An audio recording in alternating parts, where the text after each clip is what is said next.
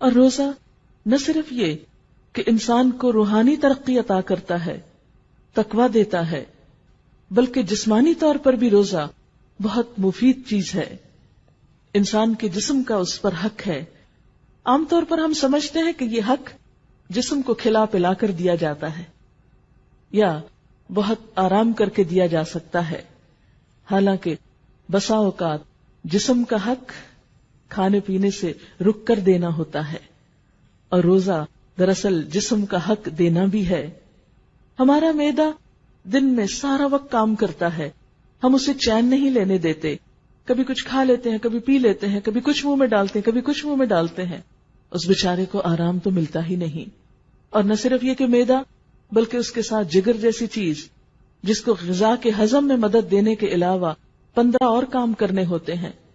رمضان میں جب 10-12 گھنٹے کے لیے معدے کو سکون ملتا ہے، جگر کو کم کام کرنا پڑتا ہے، تو وہ زیادہ صحت مند ہو جاتے ہیں. یہ جسم کی زکوٰۃ بھی ہے. اسی طرح روزے کے دوران خون کی مقدار میں بھی کچھ کمی ہوتی ہے، اور اس سے دل بھی کچھ آرام اور چین پاتا ہے. بلڈ پریشر بھی کنٹرول ہوتا ہے اور پٹھوں پہ دباؤ بھی کم ہوتا ہے. افطار کے وقت تک خون میں موجود غذائیت کے تمام ذرات تحلیل ہو چکے ہوتے ہیں، یعنی انسان وہ سب کچھ استعمال کر چکا ہوتا ہے، اور اس سے پھر شریانوں پر یا وریدوں پر چربی نہیں چڑھتی اور انسان زیادہ صحت مند ہوتا ہے. شریانیں سکڑنے سے محفوظ رہتی ہیں. اس طرح روزہ دل کی بیماریوں سے بھی حفاظت کا ذریعہ ہے. اسی طرح روزے کی وجہ سے کچھ گروتھ ہارمونز جسم کے اندر پیدا ہوتے ہیں. ریسرچ سے یہ بات سامنے آئی ہے کہ جو لوگ زیادہ روزے رکھتے ہیں ان کی سکن دیر تک اچھی رہتی ہے، وہ جھریوں سے محفوظ رہتے ہیں. یعنی بہت سے لوگ یہ سمجھتے ہیں کہ کھا پی کر زیادہ صحت مند چہرہ نظر آتا ہے، لیکن معاملہ اس کے برعکس ہے. خواتین تو خاص طور پر اپنی سکن کے معاملے میں بہت کانشیس ہوتی ہیں. ان سب کے لیے ایک اچھی ٹپ ہے، لیکن یاد رکھیے کہ ہمیں صرف اس جسمانی فائدے کے لیے روزہ نہیں رکھنا، اصل تو اللہ کی رضا کی خاطر اللہ کے لیے نیت کر کے رکھنا ہے. لیکن جب کوئی شخص اللہ کا ہو جاتا ہے، اللہ کے لیے کوئی کام کرتا ہے، تو ایسا نہیں ہوتا کہ دنیا کا فائدہ اس کو حاصل نہیں ہوتا. بندہ مومن کی تو بہرحال پرائرٹی آخرت ہے، دنیا تو دوسرے نمبر پر آتی ہے. اس لیے اگر آپ اللہ کی خاطر ایک نیک کام کریں گے تو دنیا میں بھی اس کا فائدہ اٹھائیں گے. گروتھ ہارمونز جب بڑھتے ہیں جسم میں تو اس سے پٹھوں میں پروٹین بڑھتی ہے، اور فری فیٹی ایسڈز کی تیز حرکت کی وجہ سے پٹھوں کو توانائی مہیا ہوتی ہے. اسی طرح روزہ رکھنے سے خوراک کی توڑ پھوڑ کا بنیادی نظام میٹابولک ریٹ جو ہے وہ بھی معتدل رہتا ہے.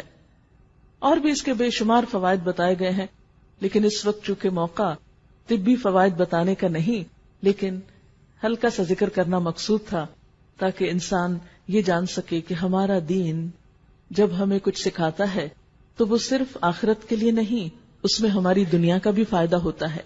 بہت سے لوگوں کو یہ غلط فہمی ہوتی ہے کہ اگر ہم دین کی طرف آئیں گے یا دین کے لیے کچھ کام کریں گے تو شاید ہمیں دنیا مکمل طور پر بند کرنی پڑے یا دنیا ہم سے چھٹ جائے گی.